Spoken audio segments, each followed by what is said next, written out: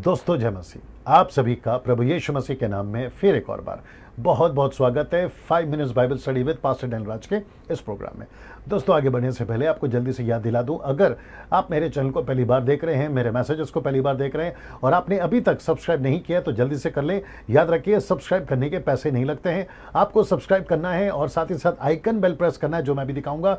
उससे क्या होगा कि जब मेरे मैसेजेस अपलोड होते हैं तो वो आप तक पहुंच सके और आप लोग उसको देख सके। याद रखिए डैनियल राज एवरी डे प्रतिदिन जो है प्रोग्राम डालता है और आप लोगों को सही शिक्षा, खरी शिक्षा देता है ताकि आप उससे उन्नति कर सकते हैं।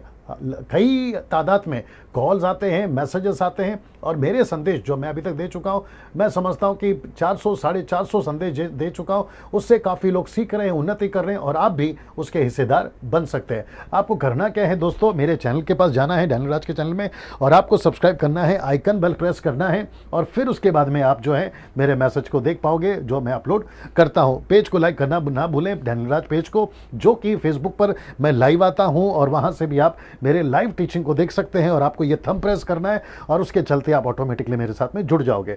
मसीह मंथन बैठक व्हाट्सएप ग्रुप ऑलरेडी स्टार्ट हो चुका है दोस्तों। जुड़ने के लिए इनमें से किसी भी एक नंबर को कॉल करिए और उनसे कहिए कि वो आपको मसीह मंथन व्हाट्सएप ग्रुप में ज्वाइन करें। मिल्क ड्रिंकिंग क्रिश्चियन वालों के लिए मेरे मैसेजेस नहीं होते हैं, वो इसलिए मैं कह रहा हूं क्योंकि बहुत सारा मैसेजेस जो मैं डालता हूं उनको जब समझ में नहीं आता है तो उल्टा सीधा कमेंट्स करते हैं और उसके चलते कई लोगों को ठोकर लगती है और वो जो है मसीह की शिक्षाओं को नहीं सीख पाते हैं।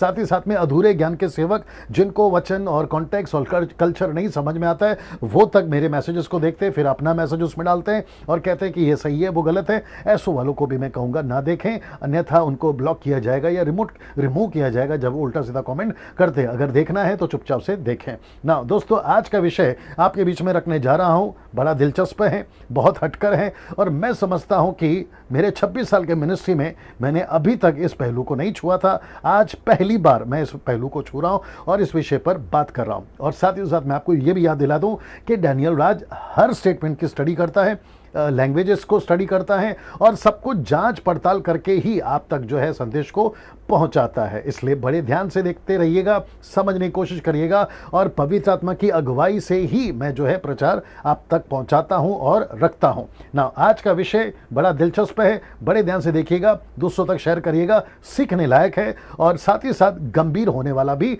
ये विषय है ये। पहले चित्र देख लीजिए, ये व्यक्ति आप हो सकते हैं, मैं हो सकता हूं और जो सुन रहे हैं वो और जो भविष्य में सुनेंगे वो। ये व्यक्ति को न्याय के दिन, चर्च के मेंबर्स को न्याय के दिन गुस्सा आ रहा है अपने अपने पास्टर पर। क्यों? तो मैं रिपीट करता हूं कि न्याय के दिन चर्च मेंबर्स का गुस्सा अपने अपने पास्टर्स पर क्यों? तो इसका मतलब है कि आत्मिक तौर पर या फिर जब हम स्वर्ग में होंगे, आत्मिक बातें हैं, समझने वाली बातें हैं, गुस्सा आएगा उन मेंटरों पर, उन पास्टरों पर, उन प्रीचरों पर, उन सोशल मीडिया पे जो प्रचार करते हैं। उसमें मैं भी अपने आप को गिनती करता हूं। ऐसे जो कन्वेंशंस पे, क्रूसेड्स पे, कॉन्सर्ट्स पे जितने भी प्रचार करते हैं या जो आपको मार्गदर्शन करते हैं या जिसको आप फॉलो करते हैं या जिसको आप सुनते हैं कि आपको अगर गुस्सा आ रहा है तो वो गुस्सा न्याय के दिन क्यों आ रहा है, इस विषय पर मैं बात करने जा रहा हूं। वापस से याद दिला दूं कि न्याय के दिन चर्च मेंबर्स का गुस्सा अपने अपने पास्टरों पर या पास्टर्स पर क्यों, इस विषय पर मैं अभी बात करने जा रहा हूं। सबसे पहले गुस्सा क्यों, आइए देखते हैं ये वचन को, पहले वचन को पढ़ लेते हैं। दूसरा थिस्सलुनीकियों की किताब उसका पहला अध्याय वचन 10, 2 थिस्सलुनीकियंस चैप्टर 1 एंड वर्स 10। आइए देखते क्या लिखा है। लिखता है कि यह उस दिन होगा, याद रखो न्याय का दिन का मैं जिक्र कर रहा था, ये उस दिन होगा, जो वचन कहता है ये उस दिन होगा जब वह यानी यीशु अपने पवित्र लोगों में महिमा पाने, याद रखो पवित्र लोगों में महिमा पाने, और फिर कहता है कि सब विश्वास करने वालों में आश्चर्य का कारण होने को आएगा। ये जो शब्द है आश्चर्य को आप इंग्लिश में शॉकिंग बोल सकते हैं, आप भौचक्का रह सकते हैं। न्याय के दिन ऐसा क्यों है? क्योंकि यहां पे दो ग्रुप है, एक है पवित्र लोग और दूसरे हैं विश्वासी। रिपीट करता हूं, एक है पवित्र लोग और दूसरे हैं विश्वासी। तो इसका मतलब है कि जब आप और हम स्वर्ग में होंगे न्याय के दिन, तो हम सभी को अपने अपने पास्टर पर गुस्सा इसलिए आएगा। अब जरा देखिएगा यहां पर, गुस्सा इसलिए आएगा। गुस्सा क्यों? ये स्लाइड देख लीजिए। गुस्सा इसलिए, आज की परिस्थिति के हिसाब से अगर ऐसा ही रहा, जो परिस्थिति आज चल रही है उसके ऊपर वीडियो बना चुका हूं, कितना ढीलापन है सुसमाचार के क्षेत्र में, कितना ढीलापन है परमेश्वर के राज्य को फैलाने में, कितना ढीलापन है और कितनी सारी सुस्ती और कितनी सारी मस्ती आज कलीसिया में चल रही है, उस सभी से आप वाकिफ हैं। इसलिए लिखा है, अगर ऐसी ही परिस्थिति रही, रिपीट करता हूं, अगर ऐसी ही परिस्थिति रही तो 90% चर्च के मेंबर्स यही पूछेंगे। क्या पूछेंगे? जरा देख लीजिएगा। हमको मत्ती 6 का 33 क्यों नहीं बताया? मत्ती का 6:33 आपको पता है क्या लिखा है? लिखा है, पहले उसके राज्य और धर्म की खोज करो तो बाकी सारी चीजें तुम्हें मिल जाएंगी। तो उनको गुस्सा आएगा अपने पास्टर पर, अपने मेंटर पर, अपने जिसको वो फॉलो करते हैं, जिसको आप फॉलो करते हैं। अगर वो नहीं सिखा रहे तो उनको गुस्सा आएगा कि हमको मत्ती 6:33 क्यों नहीं सिखाया।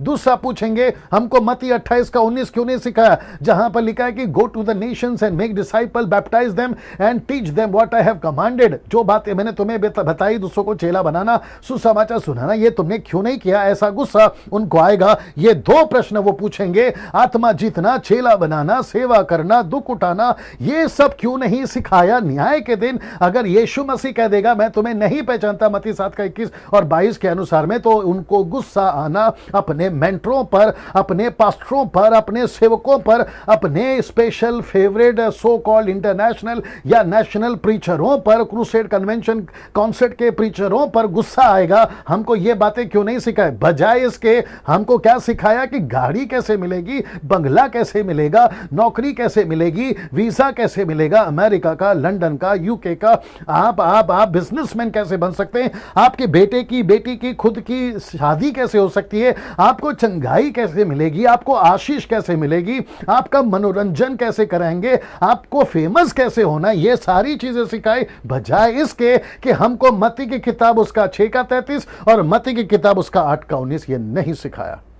अब आप सोच के देखिए, जब मेरे प्रचार को आप सुन रहे हैं, आपका जो जमीर है, आपका जो कॉन्शियस है, आपका जो विवेक है, वो आपको पूछ रहा होगा ये बात तो सही कर रहा है डैनियल राज, और वो पूछ रहा होगा, अगर कोई पास्टर देख रहा है, कोई एवेंजलिस्ट देख रहा है, कोई प्रीचर देख रहा है, टीचर, बाइबल टीचर देख रहा है, सर मैं आपको भी पूछूंगा, आप अभी तक क्या सिखा रहे थे? मैं ऐसे सेवकों का आदर करता हूं। 10% ऐसे लोग हैं हमारे भारत में जो अच्छी शिक्षा दे रहे हैं, इसको लेकर मैं उनको सल्यूट करता हूं। और स्वर्ग में न्याय के दिन हम उनको मिलना चाहेंगे और उनकी पीठ थपथपाकर कहेंगे कि आपने बड़ा अच्छा काम किया जो ये बातों को सिखाया। लेकिन 90% पास्टरों के ऊपर, अपने अपने चर्च के जो लोग हैं, उनके चर्च के मेंबरों को उनके ऊपर गुस्सा जरूर आएगा। वापस से चित्र दिखा देता हूं, उनको गुस्सा जरूर आएगा, उनको गुस्सा जरूर आएगा, उनको गुस्सा जरूर आएगा। उनको गुस्सा इसलिए आएगा क्योंकि उनको बाकी सब सिखाया, लेकिन ये दो वचन नहीं सिखाया।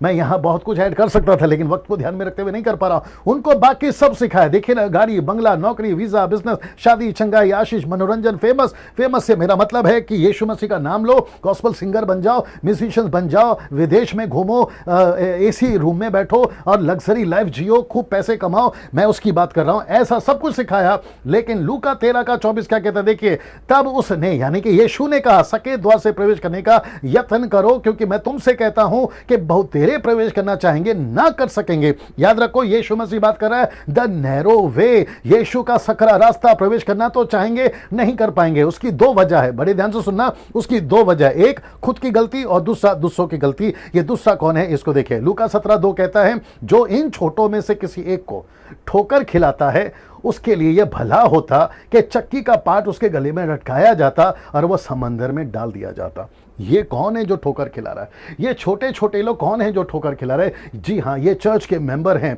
ये वो लोग हैं जो किसी को फॉलो करते थे, लेकिन वे उनके लिए ठोकर का कारण बने। ये ठोकर का कारण बने। दोस्तों, मैं वापस से आपको याद दिला दूं, आपको ये समझना होगा कि आज आप किसको फॉलो कर रहे हैं। कहीं ऐसा ना हो कि उनको स्वर्ग में न्याय के दिन आपको उनके ऊपर गुस्सा आ जाए, उनके ऊपर गुस्सा आ जाए।